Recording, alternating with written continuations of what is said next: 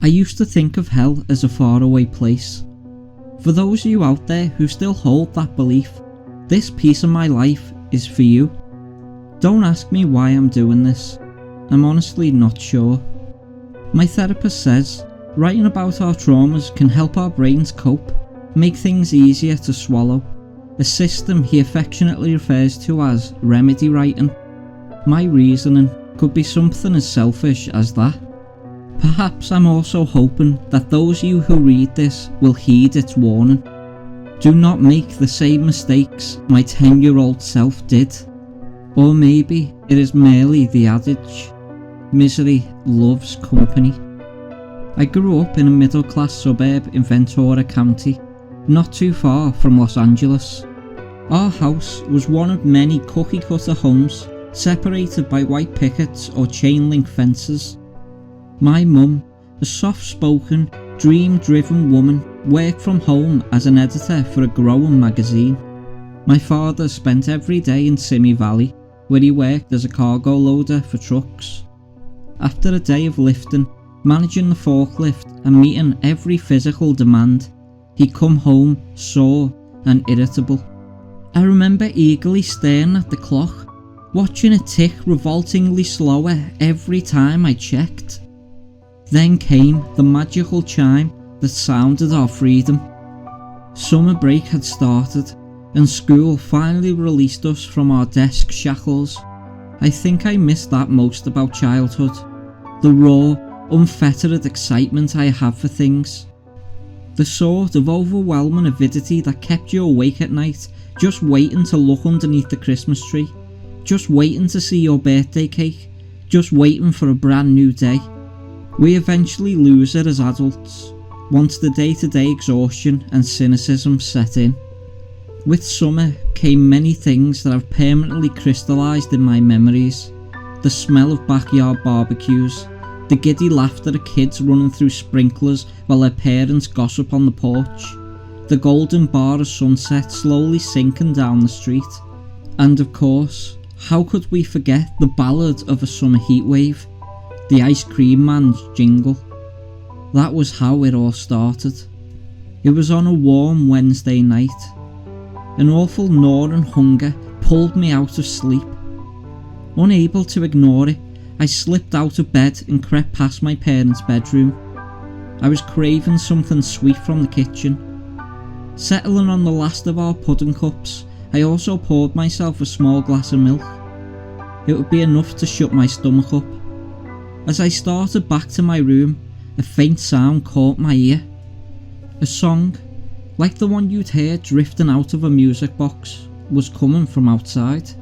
I walked to the window and peered through it. The muffled tune, more specifically, Pop Goes the Weasel, was coming from down the street, an ice cream truck. I'd never seen Mr. Mason out this late before. He was one of the residents of our neighbourhood who decked out his grey van to sell frozen treats. But he usually started his route at noon, when the sun was at its cruelest. Maybe it's for the adults, my 10-year-old brain thought.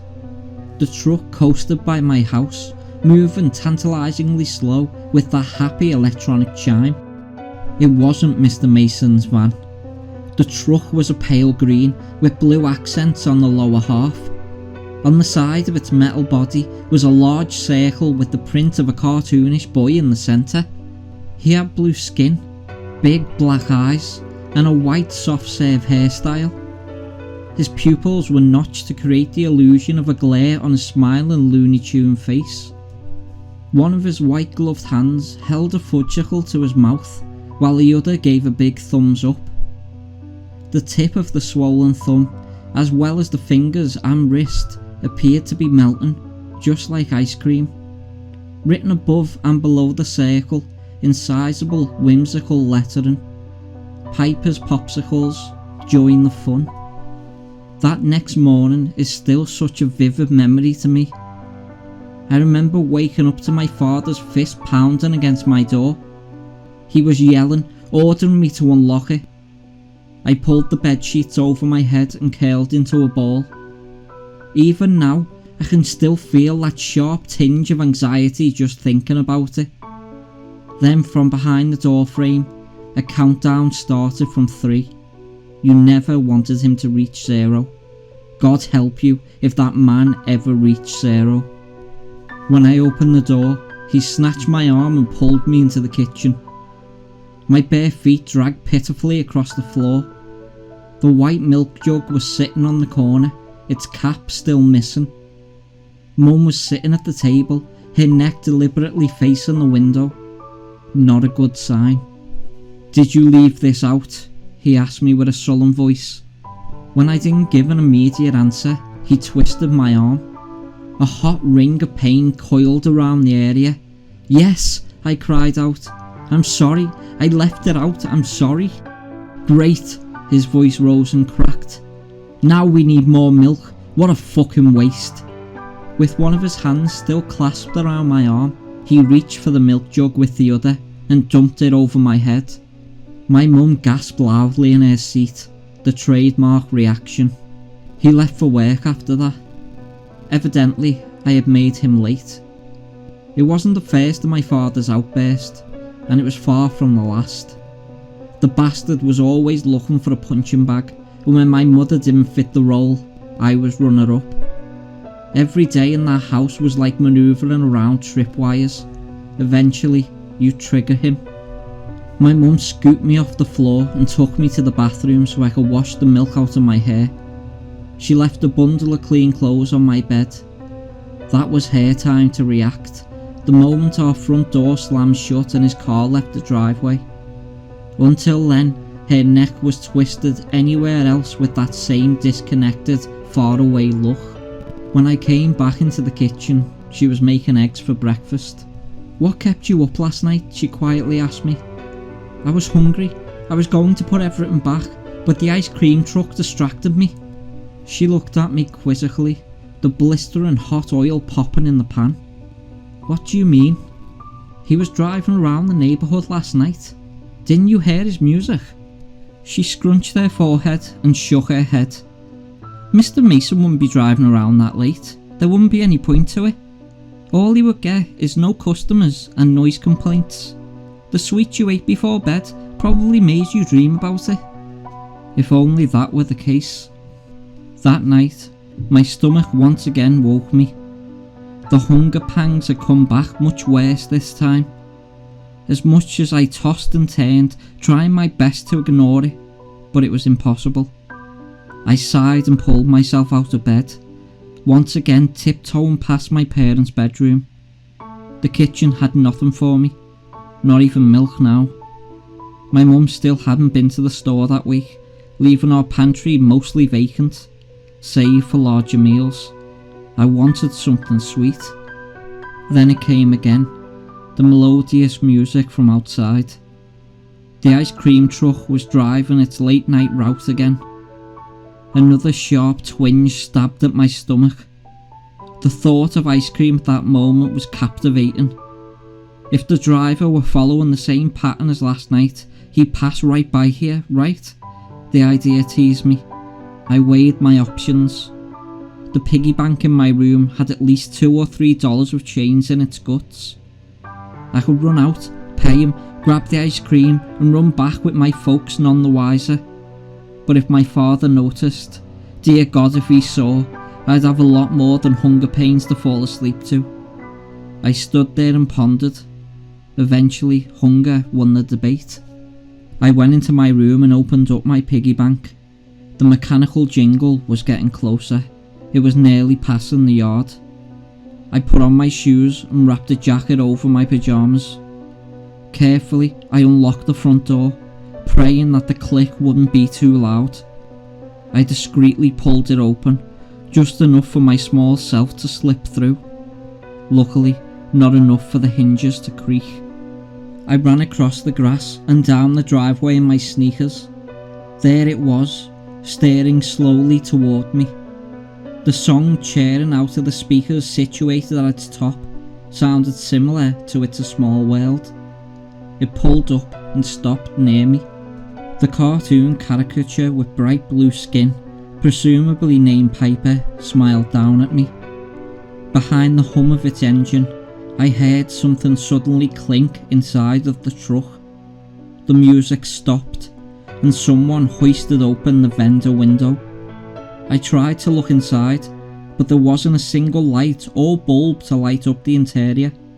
It was just a metal box of darkness. "Hello?" I called out. "Hey, little guy." The cheery voice that answered was soft and mellow, definitely not Mr. Mason's smoker rasp. "What can I get for you?" I shuffled the quarters in my palm. "Can I have a bomb pop?" "You sure can," the chipper voice answered. Inside the shadows, there were vague signs of movement and quiet humming. The sweet smelling aromas of hot fudge mixed with other milky flavours created an amalgam of smells that made my stomach growl. A white gloved hand melted out of the blackness. Tweezed between its index finger and thumb was my popsicle still in its wrapper. I took it and held my hand full of quarters out to the serving window. "Oh no, the man said. "Not necessary. This one is on me, free of charge." I smiled and pocketed the coins. "Thank you," I beamed and cocked my head to the side. "Can you see anything in there?" "I see everything," the voice chortled. "Where are your friends?" I scuffed the curb with one of my soles. "They're probably all asleep. Everyone is. Why do you drive around so late?" "Well, I was born sick, you see, the type of sick that makes me sensitive to the sun. If even the slightest bit touches me, I'd whistle, I'd whiz, and then I'd thwomp like a firework." We both laughed at that. From within the lightless interior, I could make out a vague face with perky smiling cheeks. "Would you like another popsicle?" he asked. I itched the back of my neck. I should go now. If my dad sees me out here, I'll get in trouble. "Oh," he sounded disappointed. "We wouldn't want that. Drop by again, okay? Bring some friends next time." "I will." I smiled and waved as I carried my free popsicle back to the house. The door quietly closed behind me. My parents didn't hear a thing.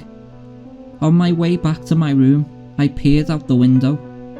The ice cream truck was still out there, sitting motionless in front of my house. Finally, the wheels started turning, and the music began a new chorus of Home on the Range. I ate the tricolour popsicle in my room. The flavour that tingled over my tongue was like nothing I'd ever experienced. I am not exaggerating when I tell you that words will not do it justice, but I'll do my best. It was a beautiful mixture of cherry, lime, raspberry and something else, something different. It was like a literal rocket propelled itself through my system and left a sputtering trail of joy.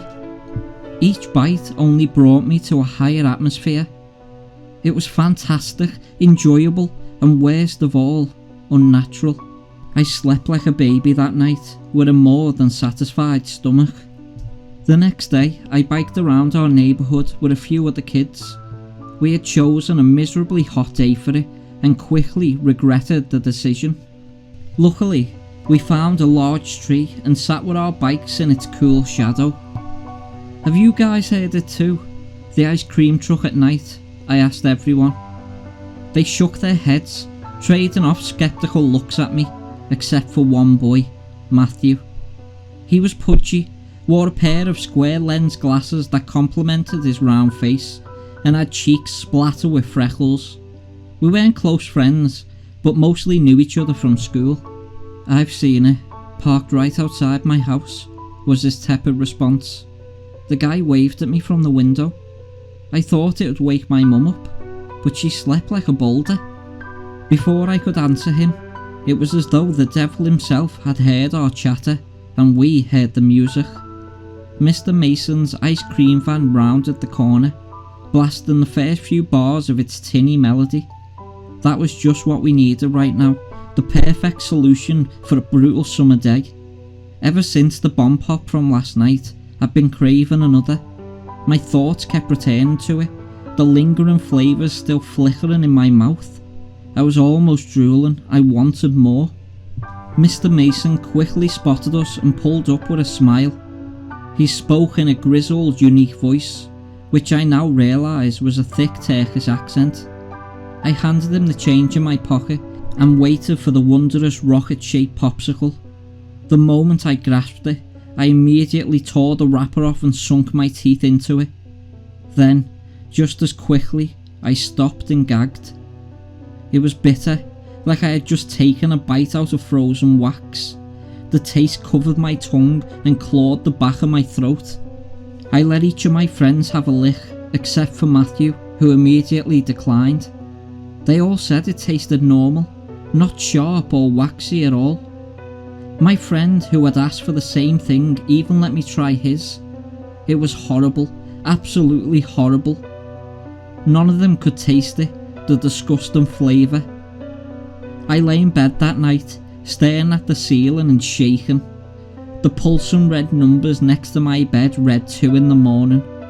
My eyes were red and swollen from hours of crying. Pain lanced the purple pear-shaped bruise on my leg. A reminder, courtesy of my father, that after a grueling day of work, he did not deserve to come home to a bike left in the driveway. It would, unfortunately, be another 9 years of this before the untreated blood clot in his leg would take his life. A few days before the accident, I had told him to go fuck himself.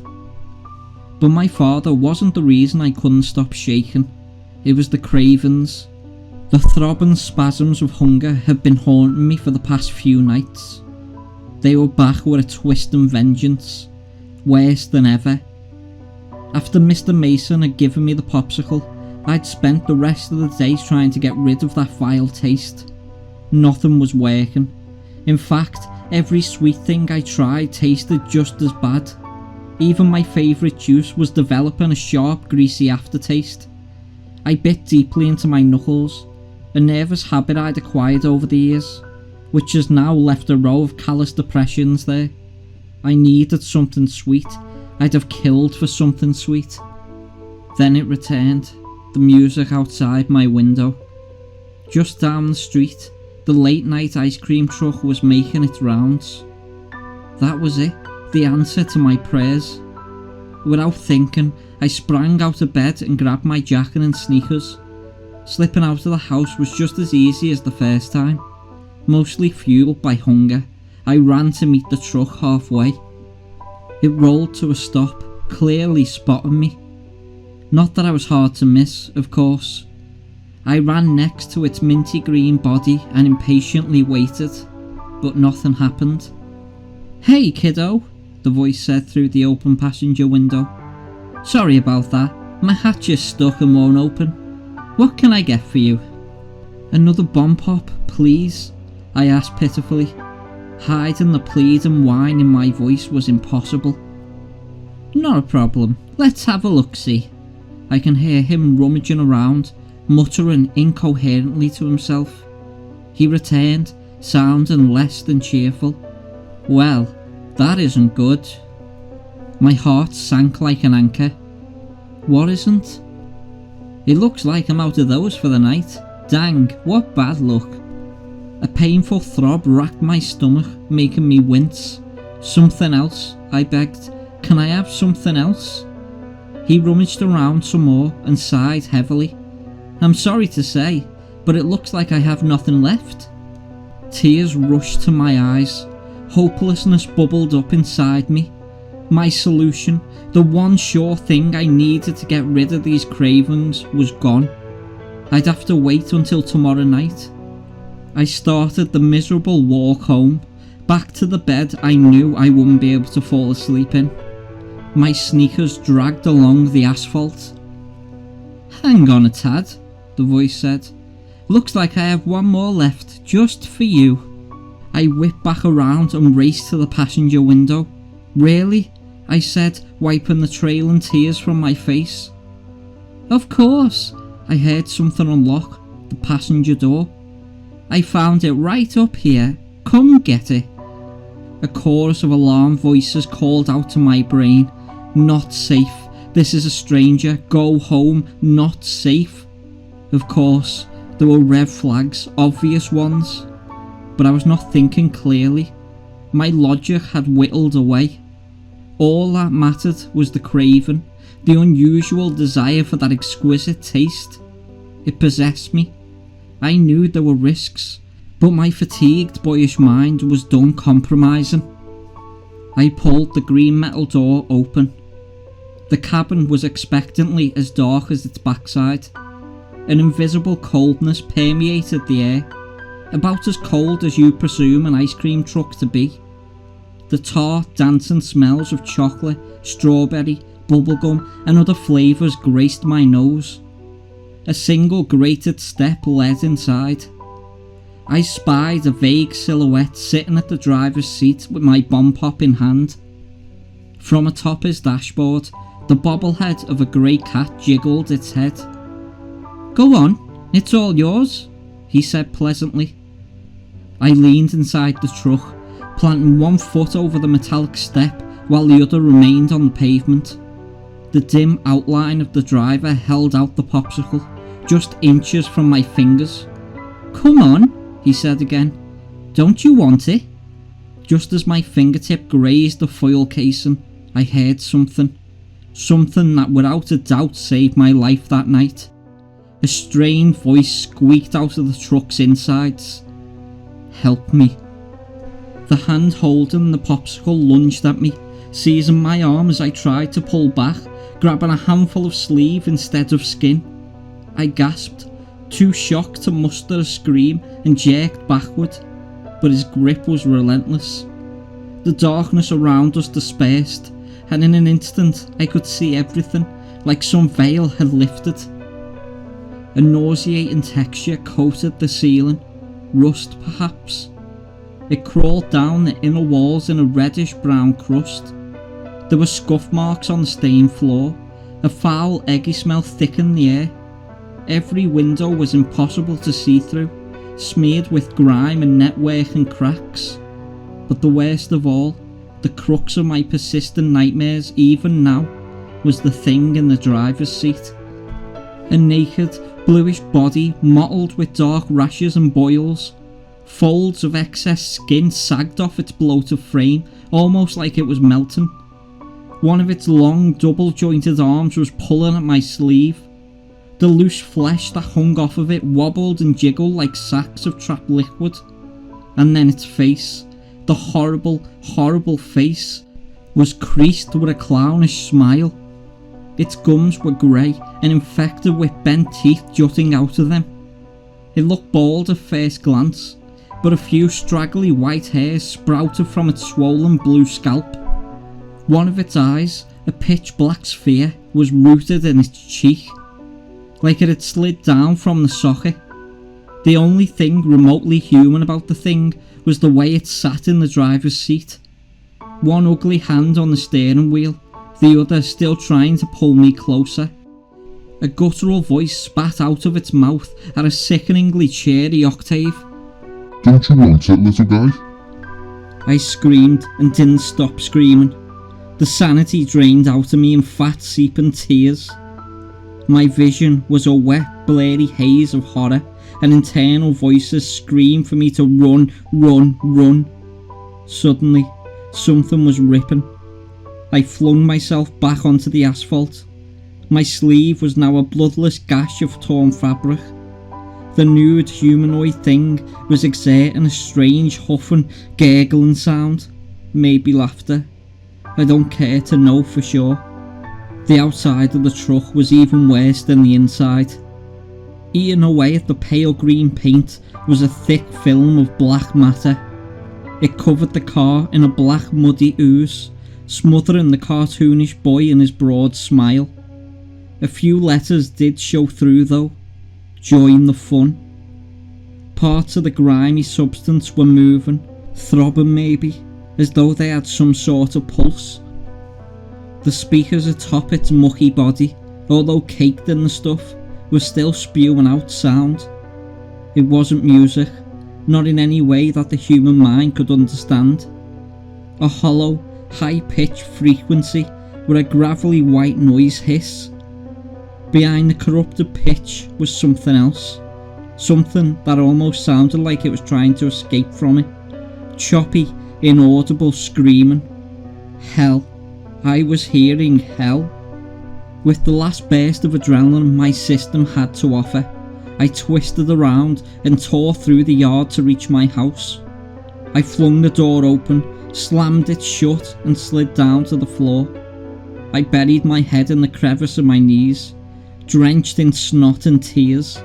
I sat there wallowing for some time, waiting for my father's footsteps to come pounding out of his room.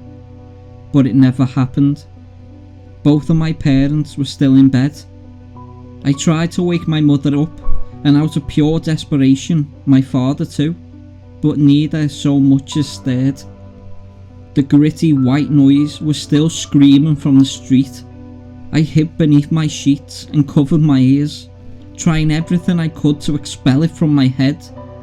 "Help me," the distressed voice had said from the back of the truck, the voice that saved my life.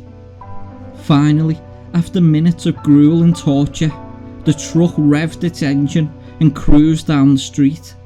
The house became silent, save for my sleepless crying. A child did go missing that night.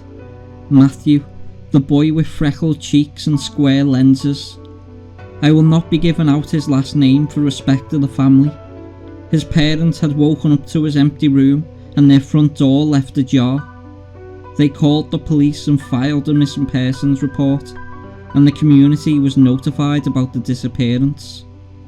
I remember seeing a few police cruisers lined outside of Mr. Mason's house, probably because the boy's mother heard him spout off about an ice cream truck coming in the dead of night. They found no evidence against him, but the grey ice cream van didn't leave his garage for the rest of the summer, or any summer after that.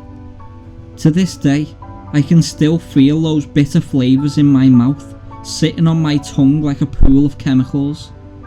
At first, it only affected sweet things, then salty things, and slowly worked its way up to everything. No matter what I eat, no matter what I drink, my stomach attempts to force it out of my body due to its acrid waxiness. I take no pleasure in food. I eat only not to die. I can't remember the last time I enjoyed something as simple as taste. Every night, a new wave of impulses come back, prying at the last cardboard walls of my sanity. I cram my knuckles into my teeth to trap the screams inside. I beg the dark nothingness of my room for something sweet. That's how it draws you out. Hunger. When the happy, inviting music gets in your head, it fills you with cravings masquerading as hunger. Don't bother trying to wake your parents. It won't work. Not while that truck is in your neighbourhood. Then you take the bait. The incredible flavour from your dreams. A taste so perfect you kill for a sliver of it again. But when you go back, begging for just one more, it takes you. So I implore you, whether or not you decide to believe me after reading this, at least give it some thought. If you are ever stirred awake in the dead of night, and an ice cream truck's jingle drifts in from the window, go back to sleep. For the love of God, go back to sleep.